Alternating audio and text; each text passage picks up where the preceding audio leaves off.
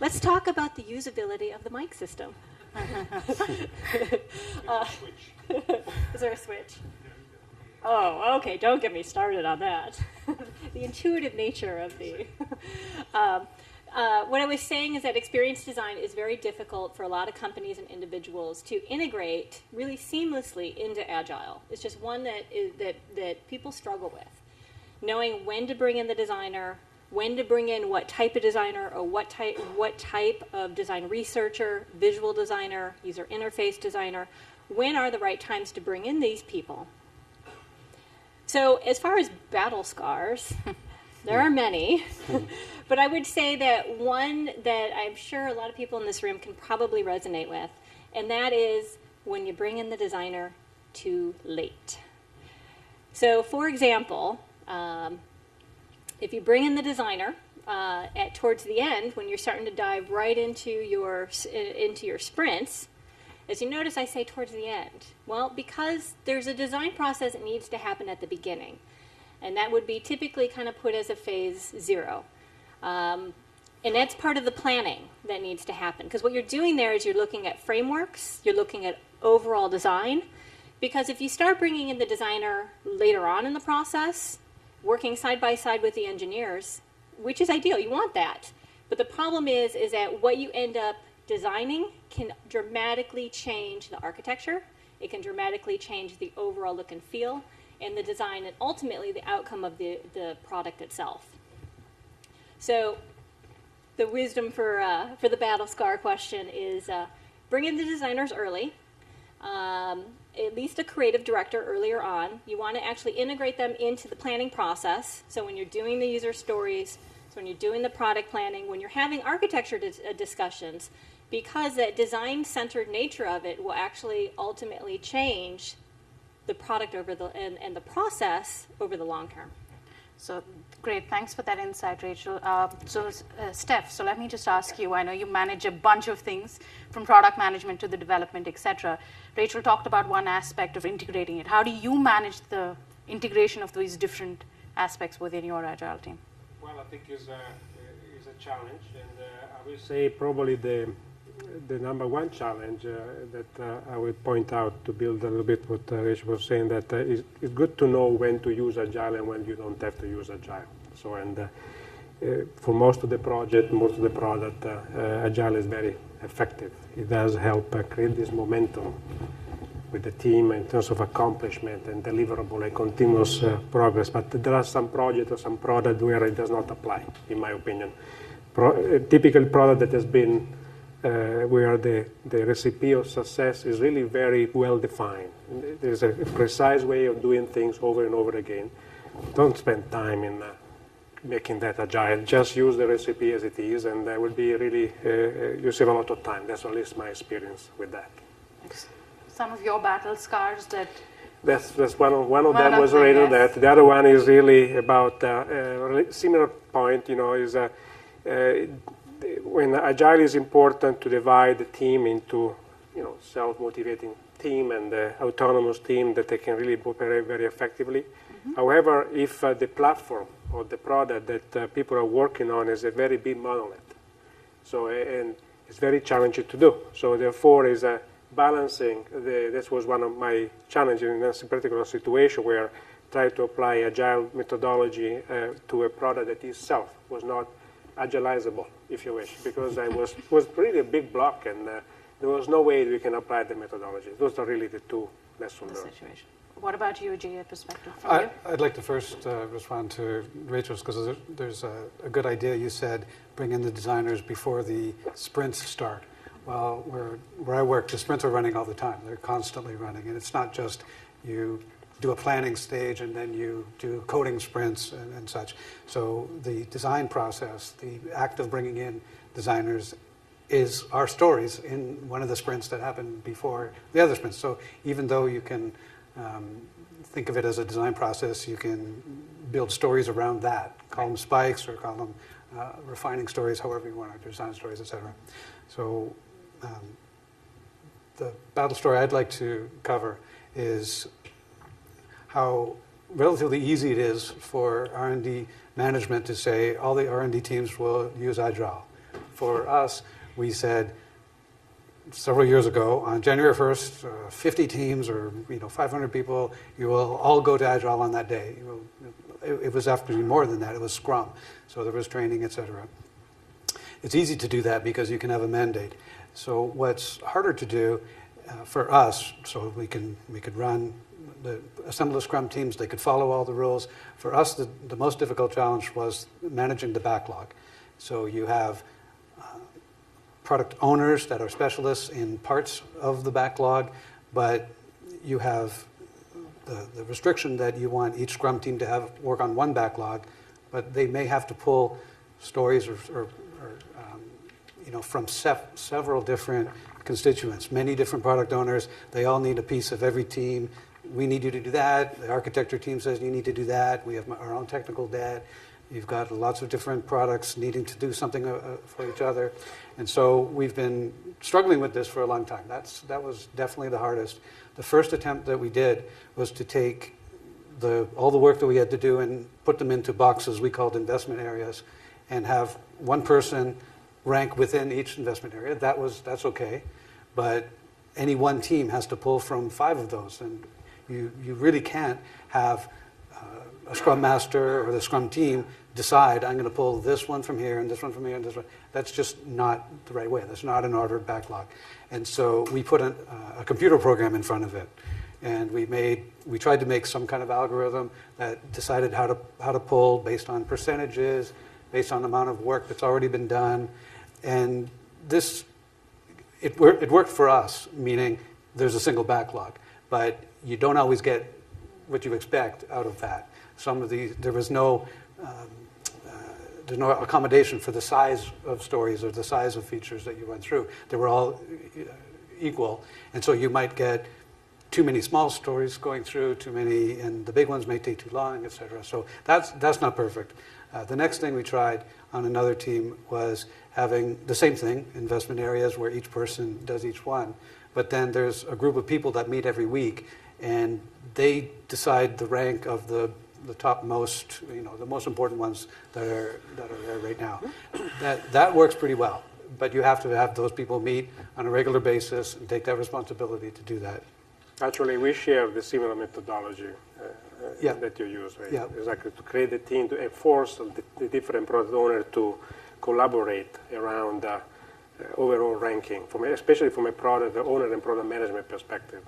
So I think that's the best one, and we're trying another one as well where again, they're not investment areas. We said, okay, let's scrap the investment areas idea for the backlog, and we made product backlogs. So if there's work to be done by that team, put it in the one product team backlog, and then with the one product owner for that. And then if any of the other product owners wants work done, they have to have some kind of negotiation with the one. So we're still not got the perfect one. That's why it's a battle story, because you try something, you pivot, you try something else. And you're still scarred.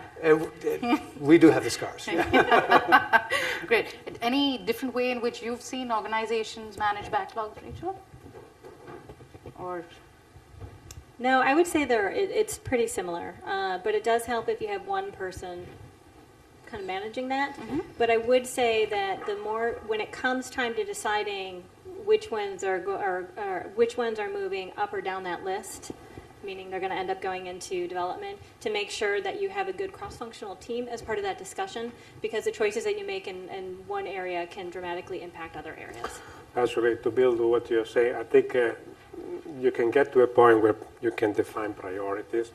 Is the communication of the priority changes outside the engineering organization, which is a challenge, at least especially when you have a lot of customers that are waiting for the dependency. This is where the conflict between Agile within engineering and outside, engineering. So one key thing is communication and building trust, right, with Agile, with transparency.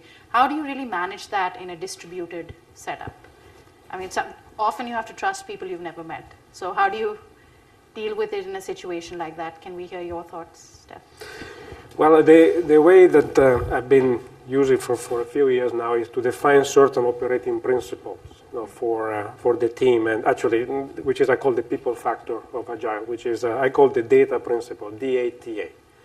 D stands for dialogue. A stands for dialogue means encouraging collaboration and communication. A stands for access to information, to people, to resources. T is transparency and self-explanatory. And A is accountability. So, and in general, I try to find the defined situation where you always know who is accountable, who is owning a particular backlog or module or platform, either from a product owner perspective or from an engineering perspective. And you encourage everybody participating to adhere to the data principle, encourage dialogue, access, and transparency. And in any moment in time, everybody should and must be able to see what's going on without running, chasing down for reports or stuff like that. So it's really encouraging this, the agile lifestyle, if you wish, I think is a key success factor in my mind to a full deployment of agile in an organization.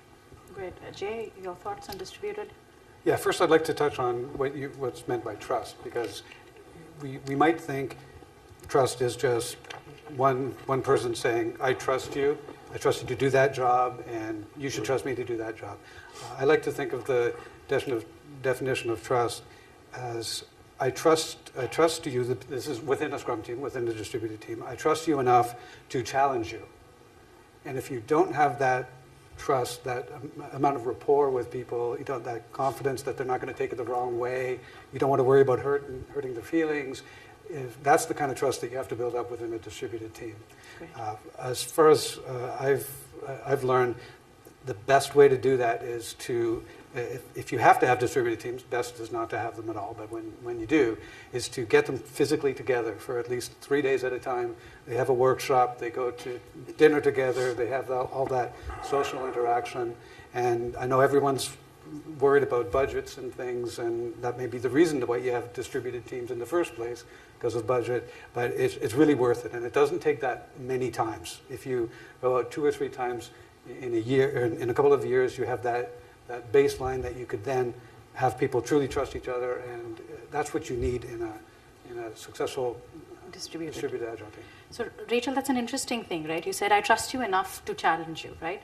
There are lots of cultural nuances that we were referring to. We're talking about challenge. So fundamentally, many Eastern cultures are very hierarchical. So you don't usually challenge your immediate boss or anything like that. So how do you manage or challenge or trust somebody enough to challenge them in a case where you're so culturally different?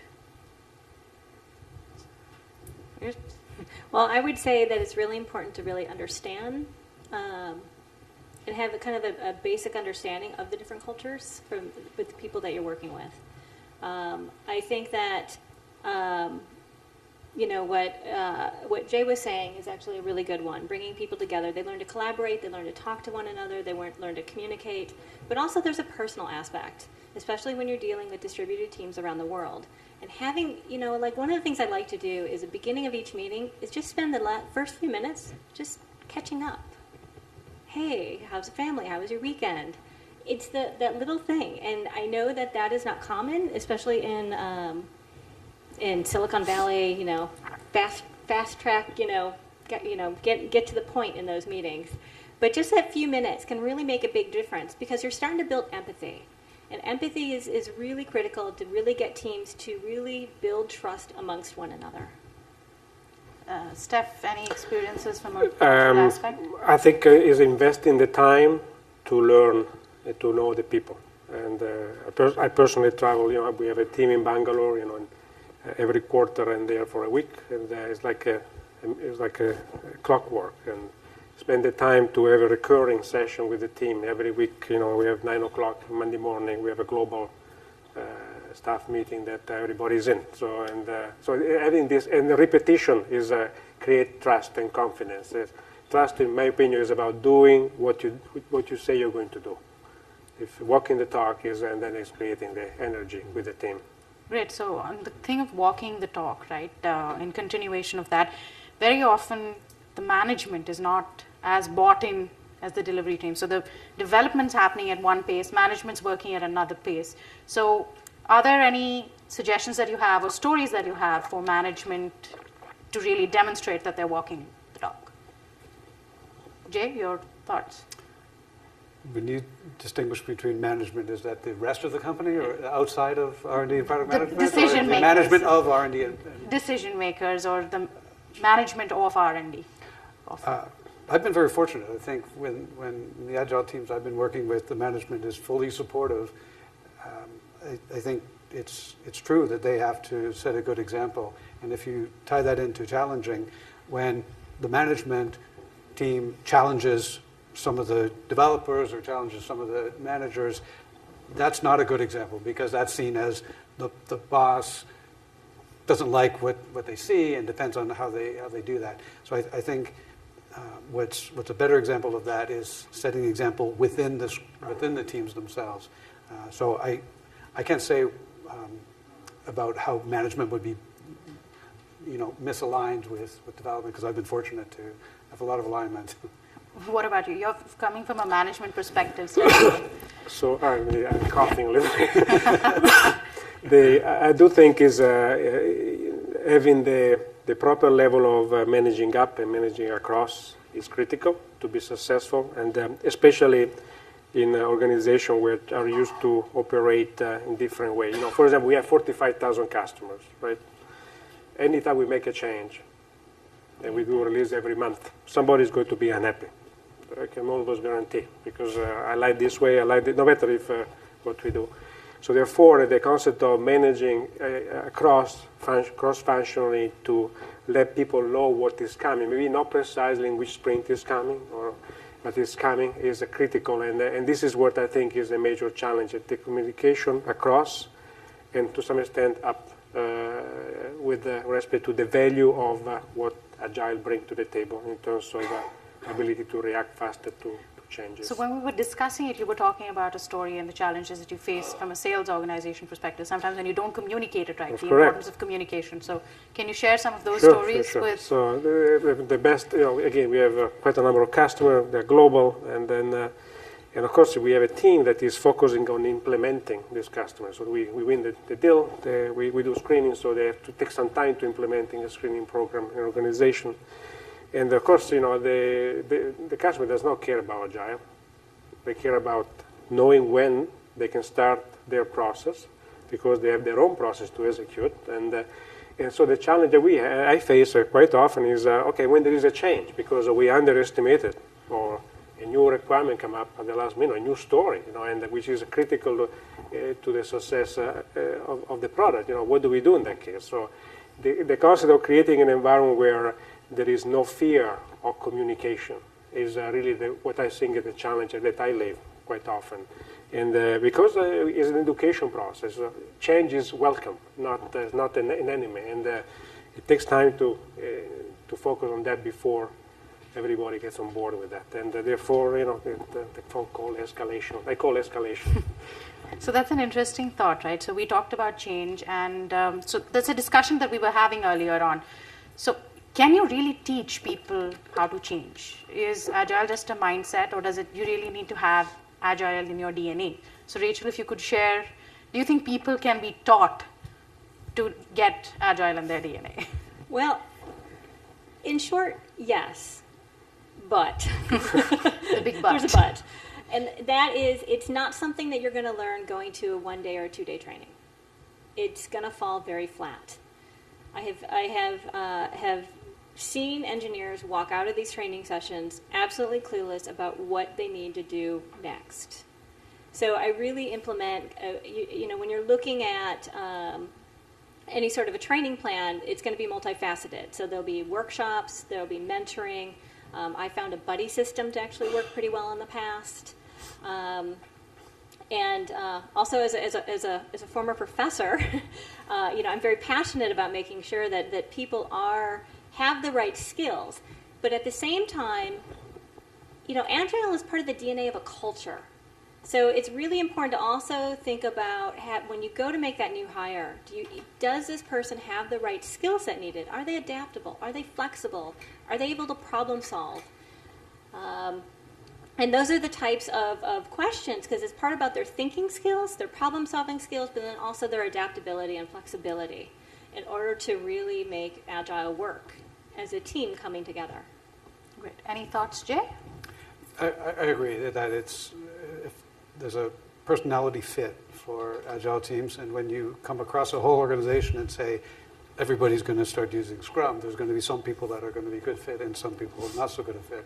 And it's really up to the people that get it, that are on these teams, to set a good example and to challenge. Don't be the one that's always speaking in stand-ups. You have to, if you're a Scrum Master or you're running a meeting, you have to allow for longer pauses. Don't just fill in the gap. Let somebody else speak that doesn't usually speak. If you're moderating meetings like this, don't allow one person to dominate. So you really have to pull it out of some of the people, include them, and let them know that there's no bad consequences of asking a dumb question or challenging somebody that's more senior than you or in another country than you. It's got to be a very safe environment. It does take time, but it works. It can. I've seen just great transformations in people, and it even spills out of their work life into their personal life whenever they get more assertive and kind of break free of some of these.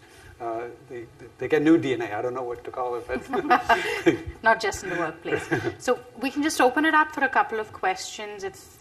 Are there any questions? Sure. Can you share the mic? There are 2 questions.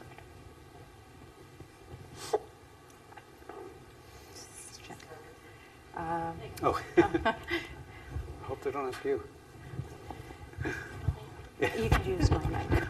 Hi, my name is Murali Devarakonda. I'm an Agile coach. I work with startups as well as large organizations. And I came into Agile as an entrepreneur who was trying to build his own startup and struggled and then failed. But Agile really kind of taught me a lot of things. So what I find quite surprising is the origins of Agile were in engineering practices and some project management practices, and they've kind of remained flat there. And some project management practices have taken over. But where is the Agile product management adoption? It's just limited to writing a bunch of stories, and the most you see is experts and all that. Where's the strategy, right? So I work with some companies on that, but I would like to know what your thoughts are and what your experiences are. Okay. I think the moving product management to Agile is probably the last frontier, as far as the product development as a whole, and typically because the product manager, especially for specific product and product that are they're not traditionally designed for consumers and stuff like that, more enterprise software or alike. The product management role has always been the people defining the business problem, writing the long spec, and so it's been in the change to create the story just a very superficial change. And so I do see is probably the number one challenge that I'm facing right now as overseeing the entire product development process is how do you change the mindset of the product manager to be more aware about that. You don't need to know everything up front before you write a story. It's okay, So as long as you can trigger, the proper level of downstream work for the engineering team, and this is sometimes a lot of resistance because product management they are, as you know, they are the jolly joker of the situation, trying to do a little bit of everything, and sometimes they becoming overprotective of the product is a challenge to welcoming change to the product. That's my experience. Mm-hmm. If you read the definition of Scrum and you look at product owners, and that almost always maps to product managers, it's a pretty daunting task. You have to order the backlog, and that's the order that things are going to get built, and everything is resting on you. You have to be accessible around the world to all the different teams that need you. It's a really intimidating task. So I feel for anyone that's in product management. What we've done and what I think can work is for someone to act in that role. If the real product owner isn't there, then someone, if you have to compensate, then someone from R&D acts in that role. And they're probably not a product manager, but they would have to have enough communication, enough of a mindset that thinks like that person, because that product management is not just dedicated to R&D and being ready to answer your question about that story or about the epic that you're working on. They're out there talking to customers. They're traveling. They're thinking one release or many months or years ahead. But I think you can't allow that Scrum team to do without a product owner, so you have to compensate by substituting somebody.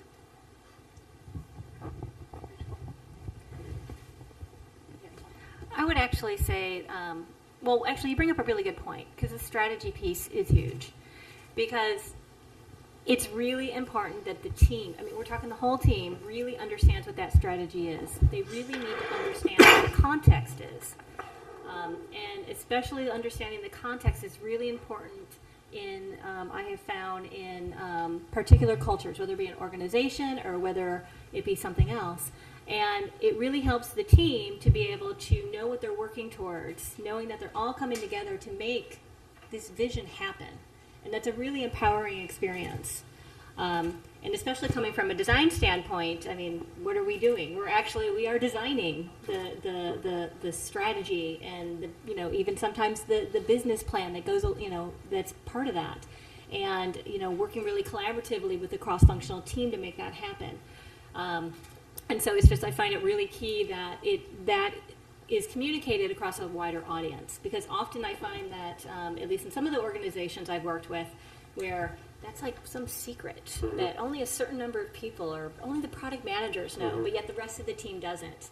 And I found it to be really powerful to really get a team behind something, because they're together on this vision to make it happen. Thank you so much, Rachel. Thank you. There's just one more question at the back. This morning, one of the panelists suggested that they found a goal of reducing technical debt to be a useful goal. I was wondering what goals or metrics you guys have found are useful for Scrum teams or Agile teams. I think there's a lot of discussion around that topic. That's a hot topic. It's a very hot topic, Yeah. yes. So I was in the audience, and I heard that, and I know exactly what the metrics are because I see the dashboards every week. And there's one for internal defects, that's the technical debt. And the idea is repeating what Robin said, just don't make it higher, and have a goal of making it go down slowly over time. Don't try to go from up here right down to zero. If you try to do that, you're going to kill everything else. So one is internal defects or internal technical debt. Customer issues, making sure that doesn't pile up as well, because that's going to kill you as well if you stop doing customer defects and focus on feature development, then that's going to pile up. And so that's the second one. The third is the management of the investment. You plan to invest so much in these areas, and what's the actual versus planned on how you expected to spend your time. And the last one is around feature flow. So if it's like the story burn down charts. So those are the four that we track. What about you, Steph? Similar, but the one that I'm still faced with the challenge is productivity. Honestly, you can measure and burn down, story burn, but I don't know, can we do more? That's I'm asking always every day to my team. Okay, is that enough? Can we do more? And it's very difficult, in my opinion, yet. I did not find yet crack the code about how do you measure if we can do more, because with the product, with the process that we have, the Agile process can, by removing friction and become more focused on action, if you wish. Where is the limit of the engineering team in particular? I still not found the key metric there, other than the one you mentioned. Rachel, you? Well, I have a very different viewpoint on this one, because there's technical debt, but then there also is a thing around, we refer to it as design debt. It's very similar, but in that case, you're looking at the more irrational aspects around usability, ease of use, and so on.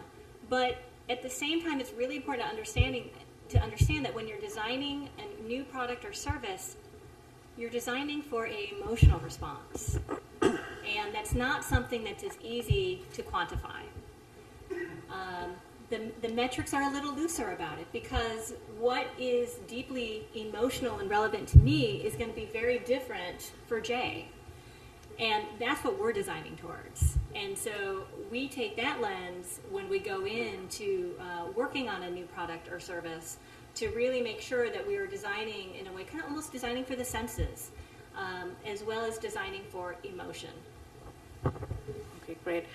In the interest of time, I'm going to just wrap up. If you had to give this audience one key takeaway from your entire experience with Agile, again, we'll start with the lady first.